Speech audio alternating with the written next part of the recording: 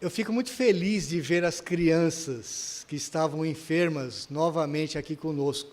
Uma alegria e bênção de Deus para as nossas vidas, né? Meu netinho melhorou, hoje eu já estive com ele na hora do almoço. Graças a Deus eu estou vendo o Samuel, o Noah, e então a gente tem visto as crianças sendo recuperadas por Deus. Deus tem sido bom para conosco. Vamos orar mais uma vez, irmãos. Pai, nós te adoramos e te bendizemos por aquilo que o Senhor é. O grande Criador e Senhor de todo o universo, de todos os poderes dos céus e da terra. O Senhor é o Todo-Poderoso, o Altíssimo, Deus tremendo, grande, Rei de toda a terra, o grande Salvador. Santo, santo, santo é o Senhor dos exércitos. Ó Deus, nós ficamos impressionados, porque o Senhor é tão grande, tão santo, tão transcendente, tão além das nossas perspectivas, tão além dos nossos pensamentos, mas mesmo assim, a Tua palavra nos diz que o Senhor habita com o contrito e com o abatido de coração, que o Senhor tem misericórdia, que o Senhor tem prazer em abençoar o Teu povo, o Senhor tem prazer em habitar no meio do Teu povo, em andar no meio do Teu povo, andar com o Teu povo, sustentando o Teu povo. Nós ficamos perplexos, que amor é esse, Senhor? Nós não conseguimos compreender o tamanho do Teu amor. Nós o sentimos, nós o experimentamos na nossa vida, ele é uma realidade no nosso coração. Nós que cantamos agora há pouco, que nós somos libertados do império das trevas, o Senhor nos alcançou pela Tua misericórdia, realmente nós experimentamos este amor, mas nós não conseguimos compreender na totalidade este amor. Nós éramos pecadores, nós éramos inimigos do Senhor, nós éramos alienados, estranhos à Tua aliança, não buscávamos ao Senhor, não estávamos interessados nas Tuas coisas, nem na Tua palavra, tínhamos uma vida rebelde, uma vida impura, suja, éramos completamente rebeldes à Tua palavra e ao Teu reino, e o Senhor escolheu nos salvar, e o Senhor escolheu a cada um de nós, nos elegeu antes da fundação do mundo. Que amor é esse, Senhor? Que amor que levou o Teu Filho àquela cruz por nós. Que amor foi aquele que fez com que o Teu Filho, aquele ser perfeito, santo, aquele que cumpriu toda a Tua palavra, aquele homem maravilhoso, aquele homem cheio de graça, aquele homem cheio de verdade, aquele homem cheio de um carisma, de um poder, de uma unção, que fazia com que todos ficassem admirados do seu ensino. Que amor, ó Deus, o Senhor revelou naquele homem, que amor o Senhor revelou naquele homem, a quem o Senhor fez o Teu Filho, ao subir aquela cruz, ao ser traído, ao ser entregue por amor de cada um de nós. Que amor, ó Deus, fez com que Ele, perfeito, subisse àquela cruz para derramar o Seu sangue em favor de cada um de nós que aqui estamos. Louvado seja o Teu nome por este grande amor, ó Deus. Louvado seja o Teu nome porque o Senhor tem nos garantido a salvação, o Senhor tem nos garantido a vida eterna, o Senhor tem nos garantido tantas vitórias, ó Deus. Louvado seja o Teu nome. Muito obrigado pelo perdão que o Senhor tem nos concedido, o perdão dos nossos pecados. Além de tudo isso, ó Deus, o Senhor ainda é misericordioso para conosco. O Senhor cura os nossos filhos, o Senhor cura os nossos netos, o Senhor abençoa as nossas famílias com paz, o Senhor tem nos dado o trabalho, o Senhor tem nos dado o emprego, o Senhor tem nos dado a saúde, o Senhor tem nos dado amigos, irmãos, o Senhor tem nos dado uma igreja, o Senhor tem nos dado o privilégio de fazer parte do Teu povo. O Senhor tem nos dado tantas coisas boas deste mundo, a alegria do casamento, a alegria de vivermos em família, a alegria do alimento, a alegria de tirarmos férias, de passearmos, de vermos coisas gostosas, lindas, que o Senhor mesmo criou para o nosso deleite. Deus, nós nos alegramos no Senhor, o Senhor é a nossa completa satisfação, estamos satisfeitos no Senhor e queremos louvar o Senhor e bendizer o Senhor por toda a nossa vida. Nós oramos assim, ó Deus, em nome de Jesus. Amém. Irmãos, uma das dificuldades que nós temos, não só aqui no Brasil, no mundo todo, mas aqui no Brasil de uma forma um pouco mais específica, é entendermos que a vida cristã, viver o Evangelho, não é um departamento da nossa vida, não é mais um compromisso que nós temos de vida. A nossa cultura católica desse país, você vê isso de forma muito clara.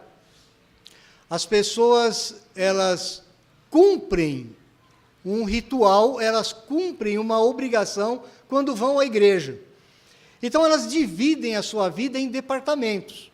Então, eu tenho os meus compromissos familiares, eu tenho o meu compromisso comigo mesmo, os meus momentos de lazer, os meus momentos individuais, eu tenho o meu momento de trabalho, o meu compromisso com o trabalho, eu tenho o meu compromisso com o Estado, com a nação onde a gente vive, eu tenho o meu compromisso cultural, né? Eu frequento o cinema, o teatro, os esportes, um futebol, mas eu também tenho um compromisso com Deus, um compromisso com a igreja, um compromisso com a religião, um compromisso com o Evangelho. E nós dividimos isso. Então, nós temos vários departamentos e eu vou à igreja ao domingo, normalmente o nosso povo religioso faz assim. Então, eu praticamente cumpri a minha obrigação, eu fiz a minha parte. Segunda-feira é outro dia, segunda-feira a vida continua e eu tenho meus outros compromissos. Essa é uma visão não bíblica. Essa não é uma visão que a Bíblia nos traz. A Bíblia diz que quando o Evangelho, quando o Senhor Jesus alcança o nosso coração, Ele, na verdade, Ele é o comandante da nossa vida, Ele é o ser que toma conta de toda a nossa vida e nós passamos a servi-lo em todas as áreas da nossa vida e tudo na nossa vida tem que ser visto através do Evangelho. O tema da nossa mensagem hoje é o Deus missionário que salva os seus eleitos. E o que eu quero com essa mensagem de hoje? Eu quero que os irmãos fiquem encantados com Deus, de como Ele salva a nossa vida, e nós não procurávamos por Ele, é graça, é tão somente graça, nós cantamos isso hoje, a graça de Deus nos alcança soberanamente, Ele prepara a cada um de nós para, num determinado momento, entrar no coração e entrar definitivamente. E quando Ele entra na nossa vida, Ele muda a nossa vida completamente. E eu quero que você enxergue como Deus faz isso através de uma das histórias do Atos dos Apóstolos, do livro de Atos, que nós estamos acompanhando. Já faz algum tempinho que a gente não está pregando em Atos, nós tivemos aí a Páscoa, nós tivemos aí Santa Ceia, então já faz algum tempo que a gente não volta para o livro de Atos. Eu quero lembrá-los que agora nós começamos a segunda viagem missionária de Paulo. Eu já falei sobre a parte inicial, aquela mudança de planos de Deus para a equipe missionária, mas agora especificamente começa a grande segunda viagem missionária. E o que me chamou a atenção, meditando sobre esse texto, aqui começa a evangelização da Europa. É nesse texto de Atos capítulo 16, versos de 11 a 15. Aqui começa a Europa a ser cristianizada. Eu não sei se você sabe disso, eu quero só lembrá-lo. A gente, de certa forma, nós brasileiros, somos produto desta empreitada missionária, porque o Evangelho alcança a Europa aqui, futuramente a Europa cristianizada, vem mais para frente a Reforma Protestante, A reforma protestante, ela acontece na Alemanha, na Suíça, ela se espalha pela Grã-Bretanha, e uma parte dessa reforma da Grã-Bretanha, ali dos países do Reino Unido, eles vão para os Estados Unidos e eles implantam ali as suas colônias reformadas naquilo que ainda não era os Estados Unidos, né? Era uma colônia britânica, e depois um desses missionários norte-americanos, presbiterianos, o Simonton, ele vem aqui para o Brasil em 1859, e aí então nasce a Igreja Presbiteriana. Então nós somos, de uma certa forma, produto desse grande movimento missionário que acontece na Europa. E essa cristianização da Europa, essa evangelização da Europa, começa através de uma mulher, e nós vamos ver um pouco da história dela. Acompanhe-me na leitura do texto, Atos capítulo 16, versos de 11 a 15.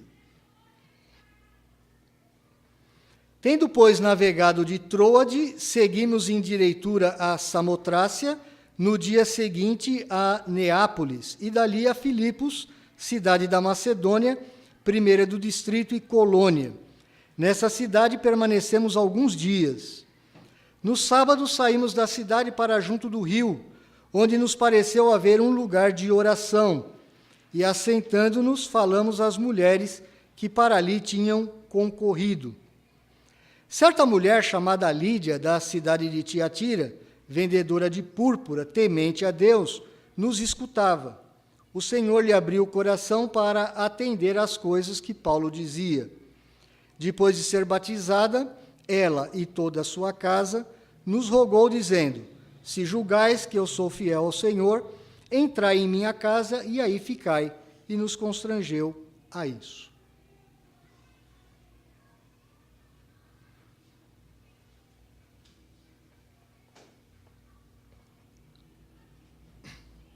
Irmãos, dos versos 11 até o verso 13, nós temos aqui uma preparação, aquilo que na teologia nós chamamos de graça preveniente. O que é a graça preveniente? É quando Deus está trabalhando na vida do eleito antes do eleito ser alcançado pelo Evangelho. Então Deus vai preparando algumas coisas na nossa vida. Eu, por exemplo, antes de ser alcançado pelo Evangelho, eu já tinha uma influência da minha família, como eu já contei aqui para os irmãos, mas quando eu fui para a faculdade de engenharia em Guaratinguetá, na Unesp, com os meus 17 anos, lá em 1980, eu não imaginava que lá eu fosse alcançado pelo Evangelho, mas Deus foi preparando. Deus preparou. Eu tinha condições de ter passado nos vestibulares aqui de São Paulo, inclusive eu passei num deles, que era da Faculdade de Engenharia Industrial, a famosa FEI de São Bernardo do Campo. Eu havia passado naquele vestibular, mas não tinha dinheiro para pagar a Faculdade de Engenharia naquela época, não tínhamos condições. Então eu optei, conversei com meu pai, e eu falei assim: não, pai, eu não quero que o senhor tenha uma despesa muito pesada, era um valor relativamente bom para uma família de classe média, proletária, então eu vou fazer a universidade pública, a Unesp, em Guaratinguetá. A gente vai morar longe, 176 quilômetros aqui de São Paulo, a gente mora em República, mas os custos vão ser muito menores, e realmente foram.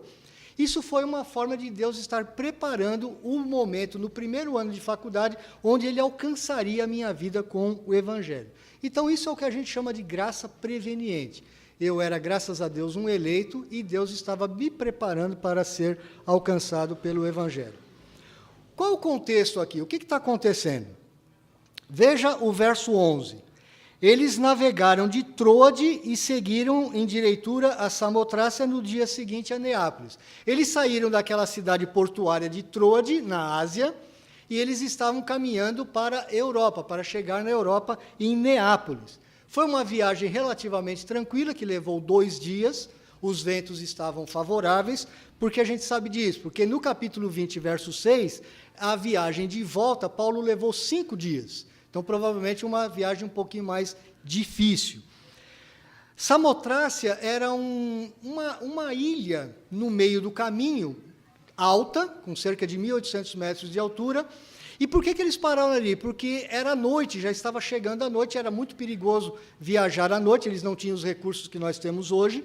Então, eles pararam nessa pequena ilha rochosa, que era um ancorador, não era bem um porto, era um ancorador. Pararam o navio ali durante a noite, e no dia seguinte eles atingiram Neápolis, a nova cidade, esse é o nome no grego, que era uma cidade portuária que servia à cidade de Filipos. O que era a cidade de Filipos? Embora você leia no verso 12, que era uma cidade da Macedônia, primeira do distrito e colônia, essa expressão primeira do distrito, essa é uma expressão no grego, aqui no texto original, complicada. Porque, na verdade, Filipos não era a cidade principal do distrito. Por que distrito? Porque a Macedônia era uma região grande, que no passado era a região dos gregos e agora era conquistada pelos romanos. E ela foi dividida em 4 grandes distritos, para poder ser melhor administrada pelo Império Romano. Esse primeiro distrito, ele tinha uma capital que não era Filipos, era Anfípolis. Era uma capital administrativa desse primeiro distrito. Então, nós entendemos, ou os estudiosos entendem, que talvez aqui a melhor tradução seria Filipos, ou Filipos, a cidade do primeiro distrito, que foi realmente o primeiro distrito onde Paulo chegou. Alguns dizem até que Lucas, o autor do livro de Atos, era da cidade de Filipos, como se Lucas estivesse puxando a sardinha para a sua cidade. Olha, é a primeira da cidade, a primeira do distrito da Macedônia, mas não era.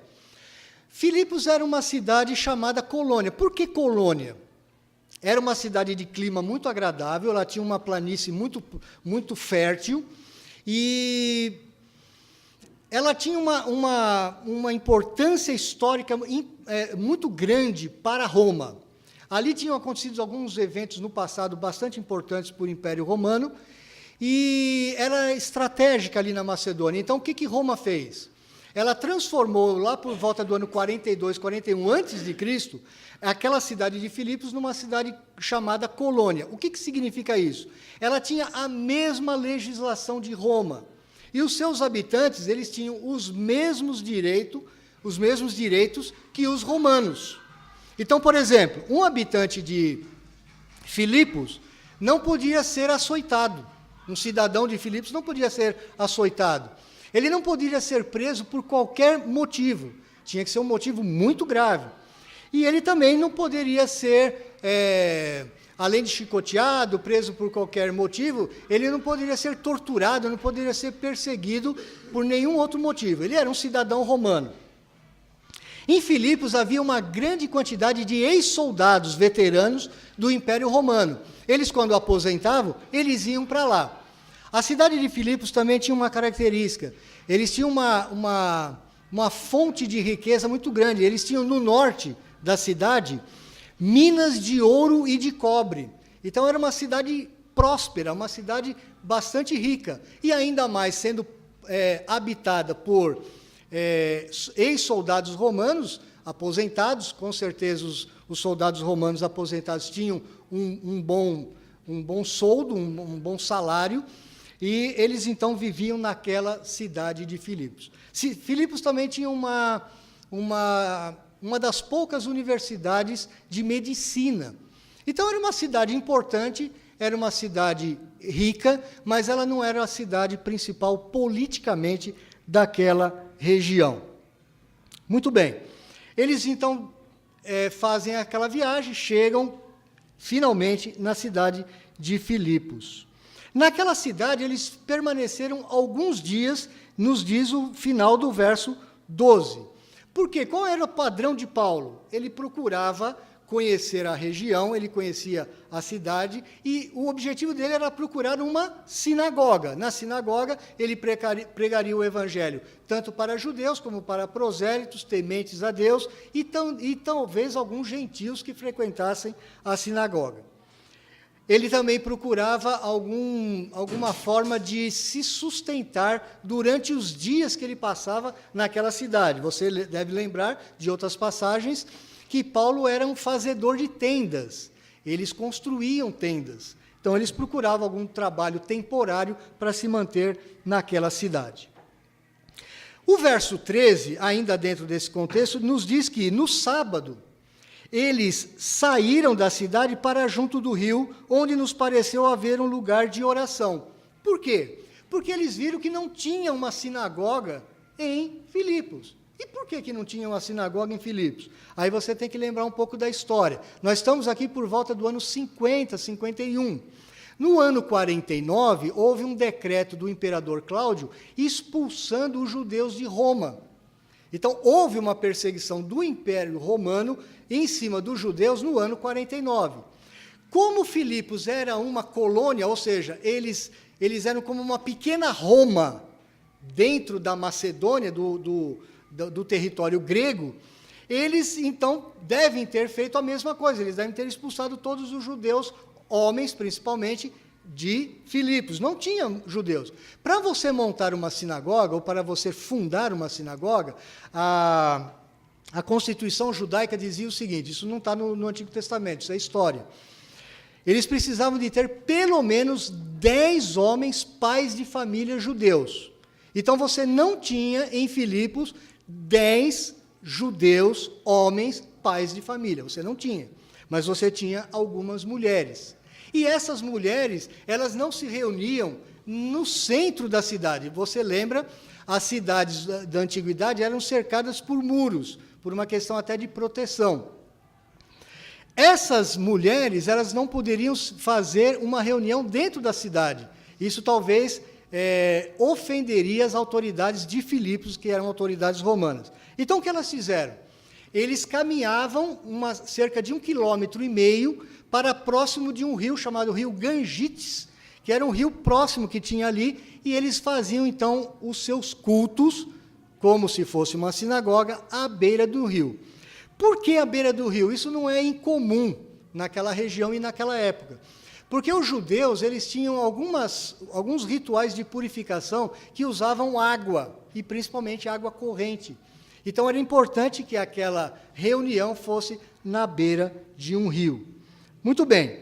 Paulo, então, diz o texto Lucas, que Paulo e a sua equipe missionária, saíram da cidade para junto do rio, onde nos pareceu haver um lugar de oração, e assentando-nos, falamos às mulheres que para ali tinham concorrido. Então, havia um grupo de mulheres que foram para a beira daquele rio fazer um culto da sinagoga. O culto da sinagoga, ele tinha algumas partes, aqui não compensa nós falarmos sobre isso nesse momento, mas uma parte interessante do culto da sinagoga era, quando eles tinham algum mestre judeu de fora, eles tinham um momento do culto judaico que eles passavam a palavra para esse mestre. Você deve ter visto isso, Jesus mesmo, ele, de repente, na sinagoga, eles tinham um líder do culto, como se fosse um liturgós, alguém que lhe dirigia a liturgia do culto da sinagoga, e ele passava, então, a palavra para aquele mestre convidado. Então, Paulo e os seus amigos missionários que estavam ali, eles também tiveram esse convite, passaram a falar do evangelho para aquelas mulheres à beira do rio. Então, tudo isso é uma preparação de Deus preparando o momento certo para aquilo que vai acontecer agora nos versos 14 e 15. Antes de nós chegarmos nesses dois versos, eu quero destacar para você também que, a partir do verso 10, que nós vimos lá há algum tempo atrás, você tem, a primeira vez, o pronome nós. Lá no verso 10 nos diz, assim que teve a visão, imediatamente procuramos partir para aquele destino. Então, nós sabemos que, a partir desse momento, Lucas começa a fazer parte da viagem. Tanto é que você vai ver todo o texto que nós lemos, do verso 11 ao verso 15, você também vai ver a primeira pessoa do plural. Por exemplo, tendo, pois, navegado de Troade, seguimos em direitura a Samotrás. Então, Lucas estava fazendo parte dessa viagem. Por isso, inclusive, que alguns estudiosos falam assim, olha, Lucas muito provavelmente era de Filipos. Por que eu estou dizendo isso para você? Só curiosidade histórica? Não. Se você é atento e perscruta as coisas, você lembra que quando eles estavam ainda na Ásia, eles receberam uma visão de um homem macedônio? Passa a Macedônia e ajuda-nos. Ora, quem seria esse homem? Talvez, nós não temos comprovação bíblica nenhuma, o texto não nos dá garantia de nós falarmos que era um determinado homem ou outro, mas era um homem que foi identificado por Paulo na visão como macedônio. E se, a partir do verso 10 e aí em diante, ele começa a falar nós, então alguns historiadores fazem a seguinte indução, né? É uma indução aqui. Olha, provavelmente foi Lucas que deve ter falado com Paulo. Alguns dizem isso. Pode ser que não, mas há uma possibilidade, então, de que Lucas seja realmente um cidadão de Filipos, um cidadão macedônio. Outros historiadores vão falar, não, Lucas é de Antioquia. E tem também alguns indícios aqui no livro de Atos que podem dizer que Lucas é de Antioquia. Eu só estou falando isso para você perceber que agora nós temos um nós nesse texto que não tinha até então, desde o capítulo 1 até agora. Muito bem. Agora acontece uma coisa muito interessante nos versos 14 e 15. Certa mulher chamada Lídia, da cidade de Tiatira, vendedora de púrpura, temente a Deus, nos escutava. O Senhor lhe abriu o coração para atender às coisas que Paulo dizia. Perceba, irmão, que até então você tem uma preparação, é como se Deus estivesse preparando o cenário para que alguma coisa fosse acontecer naquele momento. E realmente vai acontecer alguma coisa extraordinária aqui. Quem é Lídia? Eu falei para os irmãos até agora o que era Filipos, qual era a cidade de Filipos, qual era o contexto, o que estava acontecendo ali em volta. Questão de ser uma colônia romana, de ser uma cidade próspera, uma cidade rica, uma cidade com planícies muito férteis, uma cidade de um clima muito agradável, onde os aposentados romanos gostavam de ir para lá, era um lugar também que tinha muitas fontes, era um lugar agradável, um lugar para passar férias, um lugar para você se aposentar. Esse era Filipos. Agora nós vamos querer saber quem é Lídia. Lídia era uma grande comerciante. Por que eu estou falando grande comerciante? A púrpura, que era o produto que ela vendia, o produto que ela comercializava, era um produto caríssimo, carésimo, se a gente pode usar essa palavra. Era como se ela fosse, meus irmãos, para você entender hoje, uma vendedora de petróleo, uma vendedora de diamante. Não era brincadeira o que era púrpura. Púrpura, o que era púrpura? Era uma tintura colhida de uns moluscos que tinha lá na cidade dela de Tiatira, que ficava na Ásia Menor. Ficava naquela região da onde Paulo veio. Ali você tinha uma região, principalmente, não só em Tiatira, mas também em Tiro e Sidom, você tinha uma grande produção de púrpura. Para você tirar uma gotinha da púrpura, dessa tintura, você precisava ter 8.000 moluscos. Ou, se você não gosta muito da palavra molusco, tipo de um marisco. Não é bem aquele marisco que nós conhecemos aqui, mas era um tipo de um marisco. Você precisava ter 8.000 daqueles moluscos, você tinha que fazer um processo lento, demorado, para você tirar aquela tintura da púrpura. E por que aquilo era tão caro? Porque aquilo era tão bonito que os reis de várias nações, inclusive de Israel, eles gostavam de se vestir com tecidos tingidos com a púrpura. Eram tecidos finos. Não era qualquer um que se vestia com púrpura. Era realmente um produto muito, muito, muito, muito caro. Para você ser um comerciante de púrpura, você tinha que ter uma boa reserva de dinheiro. Você tinha que ter um capital muito grande para você chegar simplesmente numa outra região e falar assim, agora eu sou representante de vendas. Eu agora vou vender produtos tingidos com púrpura. Então, veja bem, Lídia não era pouco rica, não. Ela era muito rica. Nós não sabemos se ela era rica por si só, se ela tinha criado aquela empresa, aquele comércio, ou se ela tinha recebido do marido, porque não fala sobre marido. Então, provavelmente, ela era viúva ou divorciada, abandonada pelo marido. Nós não sabemos, o texto não nos diz. Uma coisa que é interessante é que, se ela era uma mulher temente a Deus e frequentava a sinagoga e estava à frente dos negócios da sua família, com certeza ela tinha filhos pequenos para cuidar, porque senão ela não precisaria estar fazendo todo aquele trabalho. Provavelmente, então, ela herdou o negócio do marido que ou morrera, muito improvavelmente havia a despedido numa carta de divórcio, porque senão toda a riqueza ficaria com o marido. Então, a gente tende a dizer que Lídia era uma viúva, talvez uma jovem senhora viúva. Ela sai de Tiatira, inclusive Tiatira é uma das cidades das cartas do Apocalipse.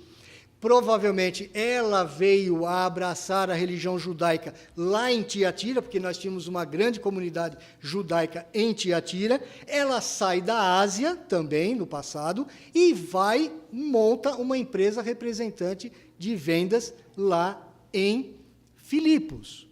Por que em Filipos? O que nós temos lá? Muitos soldados romanos, muitos nobres, gente que tem muito dinheiro para comprar aquele tipo de roupa, aquela tinturaria. Essa é Lídia. A região da onde Lídia vem é uma curiosidade também. Alguns dizem assim, olha, o nome dela, não dá para você ter certeza que o nome dela era Lídia. Por quê? Porque a região da onde ela vem era uma região chamada Lídia, na Ásia Menor, onde ficava a cidade de Tiatira.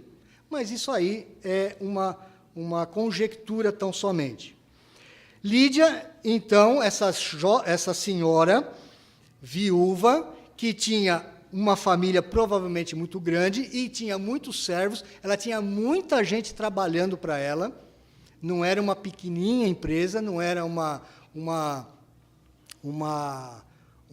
salãozinho de cabeleireiro, uma pequena casa de pizza, não, era uma empresa grande, ela tinha muitos funcionários trabalhando com ela, e provavelmente ela tinha agregados. As famílias, na época, não eram famílias nucleares como nós conhecemos hoje. Você morava pai, mãe, filhos, irmãos, cunhados, sobrinhos, você tinha famílias grandes. Normalmente, a gente acredita que Lídia tinha uma família assim, bastante numerosa, de quem ela cuidava. Ela era temente a Deus, eu já falei sobre isso, ela abraçava a religião judaica e ela abraçou desde Tiatira. E ela os escutava. Meus irmãos, há um privilégio que nós temos quando estudamos as Escrituras, nós, seminaristas, pastores, é o privilégio de você estudar na língua original, que no português infelizmente, você não consegue pegar esses detalhes. As expressões do verso 14, elas são muito interessantes nos verbos. Por quê? Porque ela está dizendo assim, os tempos verbais que Lucas usa, ele está mostrando que Lídia estava numa ação de escutar. Era uma ação contínua. Ela estava escutando. Mas ele fala mais. Nos escutava para atender. Então, ela passa também a atender. Ela é como se fosse uma mulher que não só escuta, mas que está prestando atenção muito naquilo que ela estava escutando. E outra coisa que fala aqui, as coisas que Paulo dizia. O tempo verbal da ação que Paulo estava fazendo era a mesma dela. Então, enquanto ela ouvia, ela prestava muita atenção e Paulo continuava a pregar. Mas aí tem um verbo no meio aqui que é o verbo-chave de todo o texto. É o verbo que diz: o Senhor lhe abriu o coração. O Senhor lhe abriu o coração. Esse tempo verbal aqui, ele é um tempo verbal completamente diferente dos outros três. É como se Deus falasse assim, ele agiu de uma vez por todas. Ele alcançou o coração de Lídia, ele despertou o coração de Lídia. Ele abriu, ele deu um... É como se você acendesse uma luz. Acendeu a luz, abriu o interruptor, veio luz. No português, isso você consegue também entender o que eu estou falando, é claro para você o que eu estou dizendo aqui, mas a construção do grego, ela é muito mais clara para nós. É como se estivesse acontecendo aqui, olha, existem dois processos acontecendo, e de repente Deus age de uma forma única, e de uma forma para sempre. Esse verbo aqui, ele significa assim, Deus agiu e agiu de uma vez por todas e para sempre. É uma ação pontual, ela não é uma ação contínua, e não é uma ação condicional. Deus abriu o coração de Lídia. Houve aqui um despertar, houve aqui uma regeneração. Nós, como presbiterianos, reformados, nós sabemos disso. A salvação, ela vem do Senhor. Se o Senhor não houver aberto o meu coração e o seu coração, você jamais estaria aqui. É o Senhor que traz a salvação para o nosso coração. É Ele que nos regenera. É Ele que desperta em nós uma nova criatura, uma nova vida, para que a gente possa entender, compreender aquilo que nós estamos ouvindo. Então veja, a atitude de ouvir foi de Lídia. A atitude de falar foi de Paulo e dos seus amigos. Eles estavam pregando. As mulheres todas estavam ouvindo. Não só Paulo pregou, se você observou o verso anterior, não só Paulo, mas os outros irmãos missionários também estavam falando. Quem eram? Timóteo, Silas e o próprio Lucas. Então, eles também testemunharam a respeito do Evangelho. Mas o ponto é que, em todo esse processo que está acontecendo, Deus vai lá e salva essa mulher Lídia, essa vendedora de púrpura, essa empresária, para atender às coisas que Paulo dizia. Houve, então, aqui um novo nascimento no coração de Lídia. O verso 15 continua dizendo, o que acontece com Lídia? Depois de ser batizada, nós não sabemos se ela foi batizada imediatamente, nos parece que sim, o texto nos dá essa indicação, embora a gente não tenha certeza absoluta, ela e toda a sua casa. A palavra casa aqui, no grego, ela significa o seguinte, é uma família grande que pode incluir crianças pequenas, pode incluir familiares que não são diretamente da família nuclear, como nós conhecemos, e talvez alguns servos que ela tinha em sua casa. Então, todos foram batizados, porque provavelmente muitos daqueles que faziam parte da família de Lídia estavam também ali à beira do rio. Depois de ser batizada, ela e toda a sua casa, olha que coisa interessante o verbo aqui, nos rogou dizendo. O verbo aqui também é importante. É uma insistência. Essa ação de Lídia é uma ação forte. Ela era muito persuasiva. A gente percebe aqui que Lídia, por ser uma vendedora, e vocês conhecem vendedor ele é um bom conversador, ele é convincente naquilo que ele fala, e ela falou com muita intrepidez e rogou, vocês têm que entrar na minha casa. Ela rogou, dizendo, se julgais que eu sou fiel ao Senhor, ou seja, se vocês realmente estão percebendo que eu realmente abracei o Evangelho, se eu sou crente mesmo, olha, venham à minha casa. Se eu sou fiel ao Senhor, entrai em minha casa e aí ficai. E nos constrangeu a isso. O outro verbo forte aqui, era como se ela estivesse falando, eu quero que vocês fiquem na minha casa, eu quero que vocês comecem a primeira igreja aqui de Filipos. E foi assim que aconteceu. Se você olhar o verso 40 do mesmo capítulo, dê uma olhadinha lá, abra o seu texto.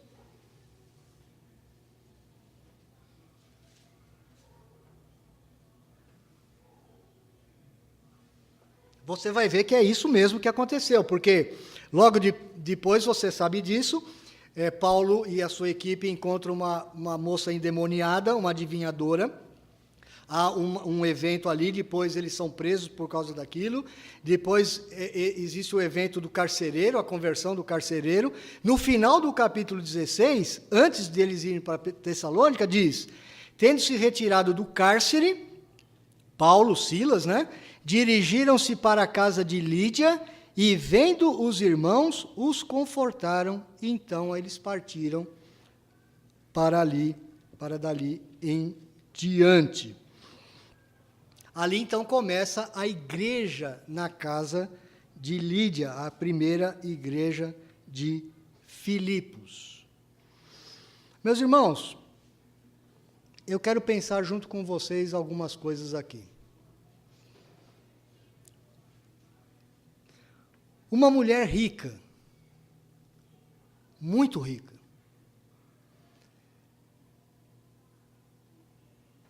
uma mulher que era líder da sua casa, uma mulher vivendo numa cidade próspera, uma mulher vivendo numa cidade pagã. Ela tinha tudo para não querer sair daquela cidade de forma alguma. Ela tinha tudo para curtir, como a gente diz hoje, todas as bênçãos materiais daquela cidade. Ela tinha tudo para usufruir de alta posição naquela cidade. Não era incomum, era muito comum na Macedônia, em Corinto, que as mulheres elas tinham uma liberdade diferente da Palestina, da onde nós saímos alguns capítulos atrás. Elas tinham proeminência nas cidades. Elas tinham proeminência cultural, elas tinham proeminência, inclusive, nas sinagogas. O que leva uma mulher como Lídia, que poderia estar desfrutando de toda uma posição social naquela cidade segura de Filipos, naquela colônia romana, ela que desfrutava talvez de uma cidadania romana por habitar há tanto tempo ou ser uma empresária na cidade de Filipos, o que leva uma mulher dessa a ir 1,5 km a pé, distante da cidade, sair das cercanias da cidade, sair dos muros da cidade, ir para a beira de um rio, para buscar o Deus de Israel? Foi isso que Lídia fez. Deus preparando Lídia para que ela ouvisse o evangelho que mudaria a sua vida de uma vez por todas. Um pequeno lugar, insignificante. Você já imaginou isso? Você imaginou a cena? Paulo, acostumado a entrar em sinagogas, meus irmãos, as sinagogas em alguns lugares elas eram enormes, eram templos enormes. Sinagogas não eram pequenininhas, não. Sinagogas para 2, 3, 4 mil judeus. Sabe o que é isso? O templo de Salomão, mais ou menos, metade do templo de Salomão aqui no Brás. Templos enormes, eram as sinagogas. Agora nós estamos num lugar que é um pequeno lugar, insignificante, um lugar de oração. E um lugar de oração é um lugar de dependência de Deus. Perto de um rio pequenininho. Não é um grande rio. Rio Gangites, você já ouviu falar em Rio Gangites? Nem na Bíblia tem o nome do rio. É o Rio Gangites, um rio pequenininho, longe do centro da cidade. Aquela mulher poderosa, rica, ela sai do centro da cidade todo sábado para, com um grupo pequeno de mulheres, buscar o Deus de Israel na beira de um pequeno rio. E Paulo, quando chega ali, e vendo que não havia realmente uma sinagoga na cidade, para onde ele vai? Ele vai ali para aquela pequena audiência. Algumas mulheres, a sua equipe missionária. Ele não desprezou aquilo.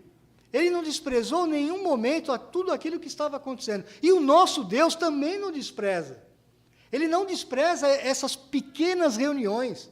Ele não despreza pequenos encontros, lugares simples. Ele não despreza. Ele começou, aliás, uma grande obra que perdurou por séculos na Europa. Se você presta bastante atenção no que eu falei já das últimas pregações, Alexandre o Grande, ele tinha um sonho, unificar o mundo todo. Ele, durante um bom tempo, conquistou todas aquelas áreas da Ásia.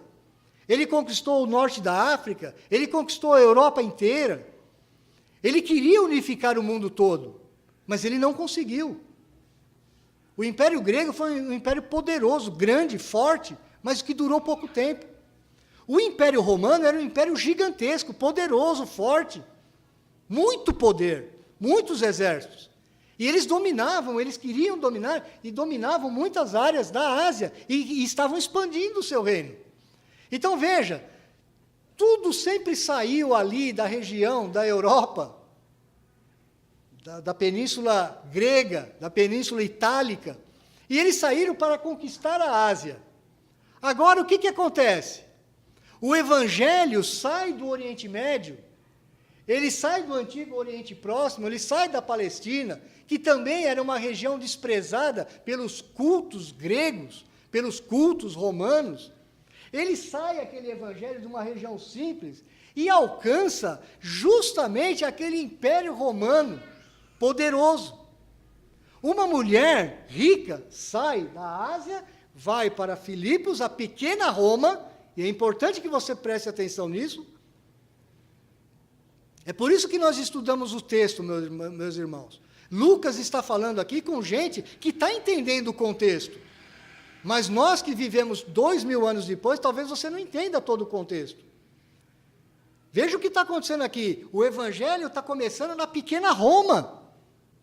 Mas o objetivo do livro de Lucas, e Lucas faz questão de retratar isso, é o quê? O Evangelho vai chegar no centro da capital do mundo, na poderosa Roma, onde os Césares viviam. O Evangelho começa a ser pregado na beira de um rio, na Europa, através de um punhadinho de mulheres, insignificantes, na maioria das vezes, para a grande sociedade. Paulo não desprezou, Paulo não olhou aquela situação e falou, não, eu estou acostumado a falar para multidões, eu estou acostumado a falar para muita gente, eu estou acostumado a falar para pessoas muito importantes, um pequeno grupo de mulheres. Não! Porque ele sabia que Deus o estava usando o tempo todo. Deus é o grande comandante da salvação. Deus é aquele que realmente faz a sua obra, usando coisas loucas do mundo. Deus é que age dentro do coração humano. Você quer ver uma coisa? Como que Deus abre as portas do nosso coração, das cidadelas do nosso coração? Abre a sua Bíblia em Lucas 24, verso 45, do próprio Lucas. Lucas 24, 45. Os discípulos no caminho de Emaús, voltando tristes, abatidos.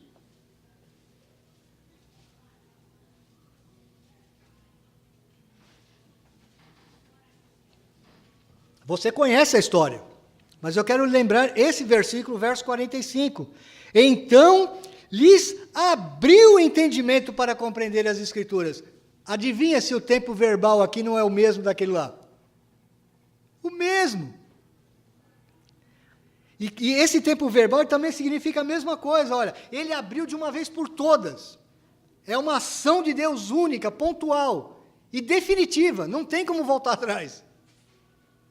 Ele abriu o entendimento para aqueles homens conhecerem o Evangelho. Você quer ver mais? Volta lá para o texto de Atos, capítulo 16. Agora, vira a sua página para o verso 48 do capítulo 13. Nós já passamos por esse texto. Capítulo 13, versos 48. Quando Paulo prega o Evangelho em Antioquia da Psídia, diz assim: os gentios, ouvindo isto, regozijavam-se e glorificavam a palavra do Senhor, e creram todos os que haviam sido destinados para a vida eterna. Quem que creu? Aqueles que foram escolhidos pelo Senhor. Aqueles que foram destinados para a vida eterna. Mas tem mais. Você vá agora para capítulo 18, verso 10. Nós não chegamos nesse texto ainda, mas nós vamos chegar. Mas eu estou colocando como exemplo para você ver. Quando Paulo, passando algumas dificuldades na cidade de Corinto, Talvez em algum momento ele estava até desanimando, falou, essa cidade aqui é dura, Senhor. É uma cidade que confia muito na filosofia, na retórica. Eles têm muitos profetas andando de rua em rua aí, falando de um monte de ensino. É difícil, é uma cidade confusa. É uma cidade idólatra, é uma cidade pagã, é uma cidade imoral. Está difícil, Senhor. E os caras ainda não me querem aqui. E olha o que ele diz no versículo 11. Não. Verso 10 do capítulo 18.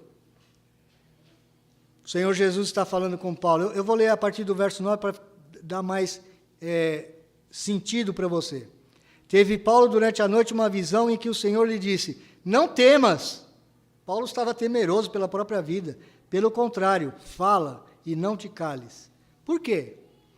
Porquanto eu estou contigo e ninguém ousará fazer-te mal, pois tenho muito povo nessa cidade.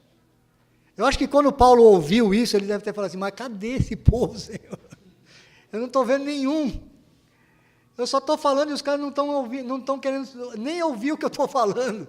Cadê esse muito povo, Senhor? Mas estava lá. Porque é o Senhor que salva, meu irmão. É o Senhor que abre o coração. Aquele verbo que Paulo usou para dizer que Deus abriu o coração de Lídia, ele abre o coração de Lídia, é um verbo que tem uma expressão também no grego que é como se fosse um atravessar.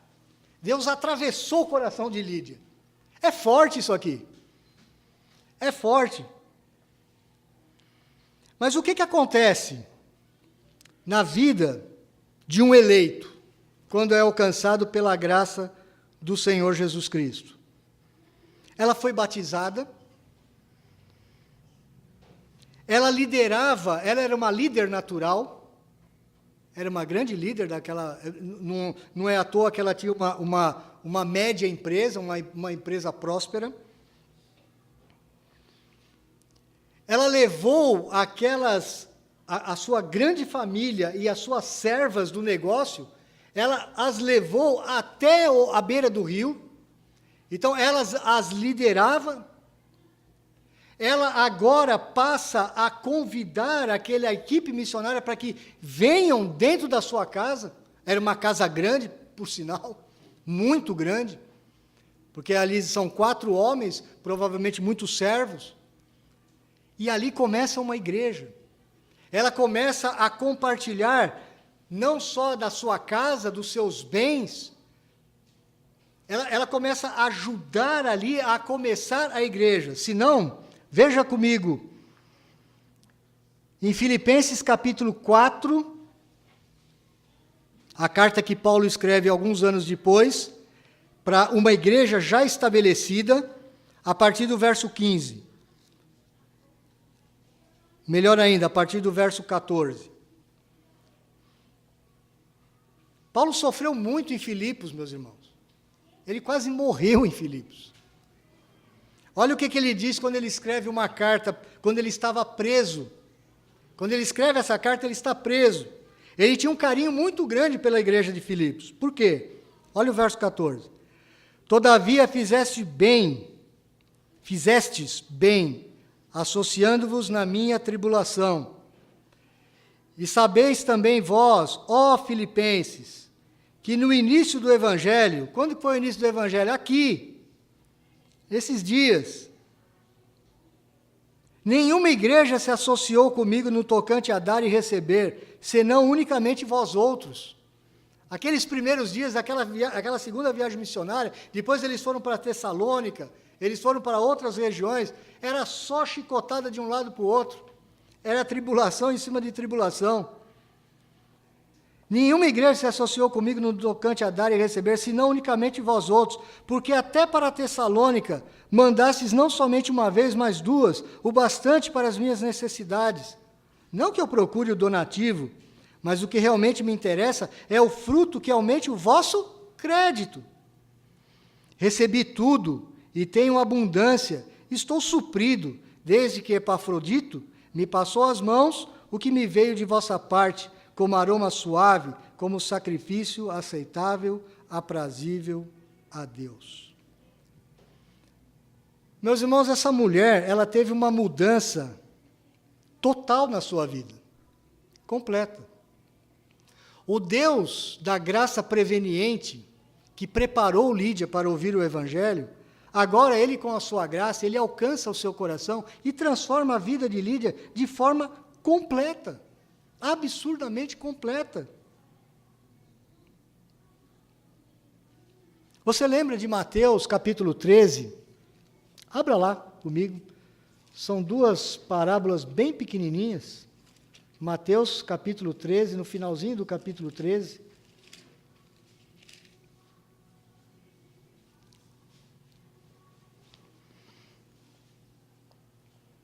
Jesus conta duas parábolas e depois conta uma terceira para explicar as duas anteriores. Verso 44, a parábola do tesouro escondido. O reino dos céus é semelhante a um tesouro oculto no campo, o qual certo homem, tendo achado, escondeu. E transbordante de alegria vai, vende tudo o que tem e compra aquele campo. A outra parábola a seguir. O reino dos céus é também semelhante a um que negocia e procura boas pérolas, e tendo achado uma pérola de grande valor, vende tudo o que possui e a compra. Lídia, a próspera vendedora de púrpura, ela alcançou a sua maior riqueza, a sua pérola de grande valor, à beira de um rio insignificante, de um pequeno rio, junto com outras mulheres, ao ouvir o Evangelho. E desde então, a sua casa, a sua família, os seus bens, todos os seus negócios foram encharcados com o Evangelho. Não existia mais simplesmente a Lídia, vendedora de púrpura. Existia a Lídia, crente no Senhor Jesus Cristo, que muda toda a vida dela. Irmão, eu quero te perguntar hoje, o Evangelho para você hoje é só um departamento na tua vida?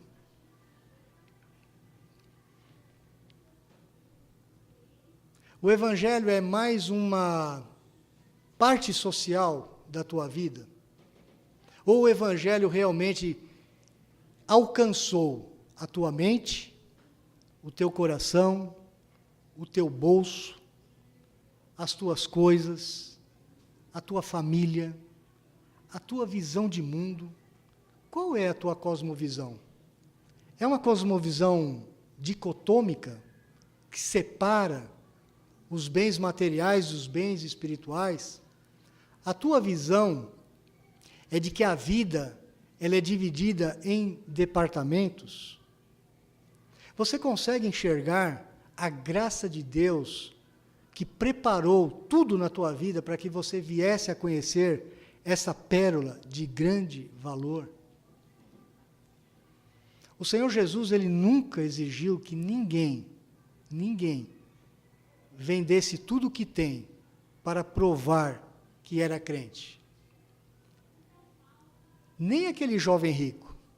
Aquele jovem rico, a exigência de Jesus não foi para que ele vendesse tudo. O que Jesus queria mostrar para aquele jovem rico é que ele amava muito mais a sua própria vida e aquilo que ele tinha, e não aquele que estava de frente dele.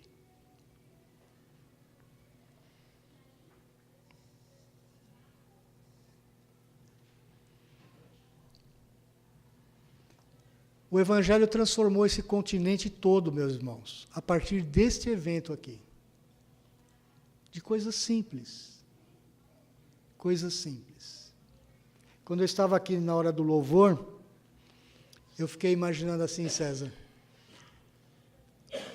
quantas regiões desse mundo, talvez até mesmo do Brasil, ou talvez até de Guarulhos, eu não conheço, mas eu sei que no exterior tem muito. Pequenas igrejas com crentes sinceros, que não têm nem energia elétrica, quanto mais instrumento. Que privilégio que nós temos, meus irmãos, de ter irmãos hábeis, que se dedicam, que ensaiam, que cantam. Que bênção que nós temos. Isso é graça de Deus, meus irmãos. Isso não é à toa, não é ao acaso, é graça de Deus na nossa vida. Privilégio de nós termos uma equipe de louvor. O pastor não é muito bom, mas pelo menos tem alguém aqui para falar para vocês. Mas sabe que tem lugares que não tem ninguém?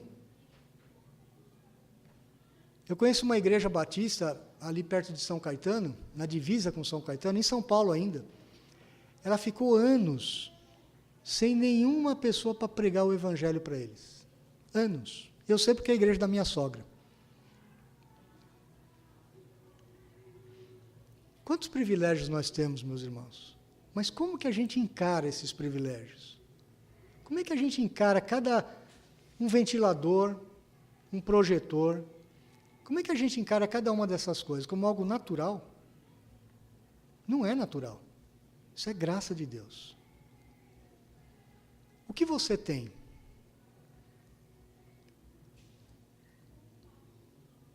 Como que você vê o Evangelho na sua vida? Como Lídia? O Evangelho envolve a sua vida toda?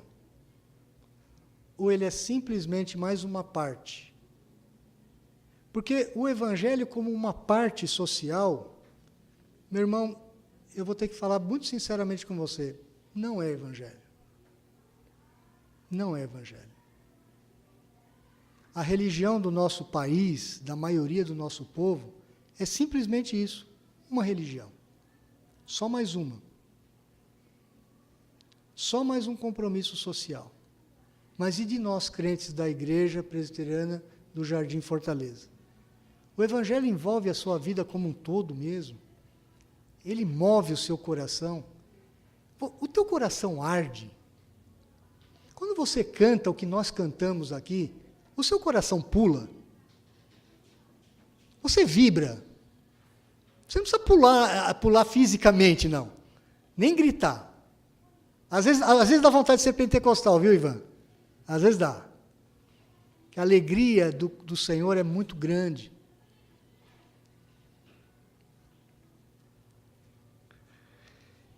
Eu já fui torcedor de futebol, Ivan. Eu já fui ao Maracanã com 185 mil pessoas. Na época que os estádios podiam abarcar esse número de gente. Era gente uma em cima da outra. Sabe o que é 185 mil pessoas gritando?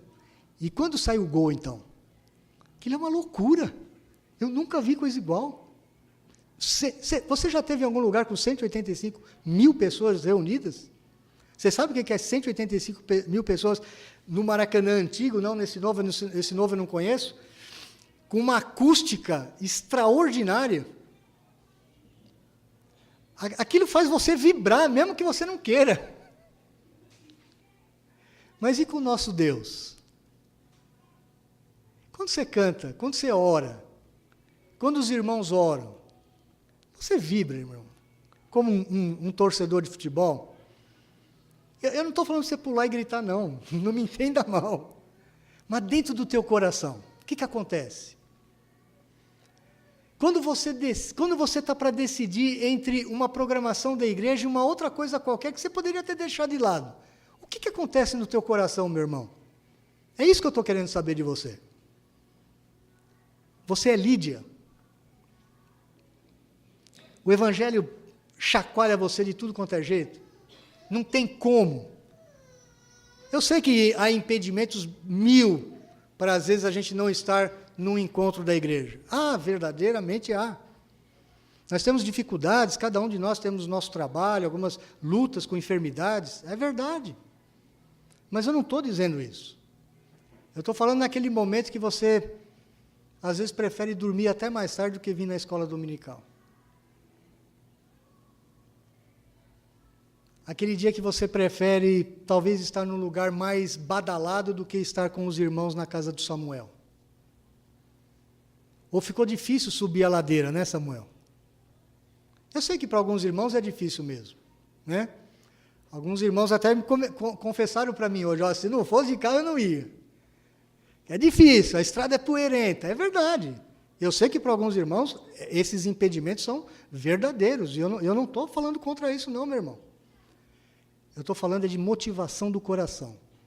Eu estou falando do que o Evangelho faz na tua vida. Faz o que fez em Lídia? O Evangelho faz parte da tua vida em todos os sentidos? Esse é o desafio para nós nessa noite, irmãos. Essa história maravilhosa do Evangelho que alcançou a Europa inteira. E por isso alcançou a nossa vida um dia. Esse Evangelho maravilhoso. Vamos orar.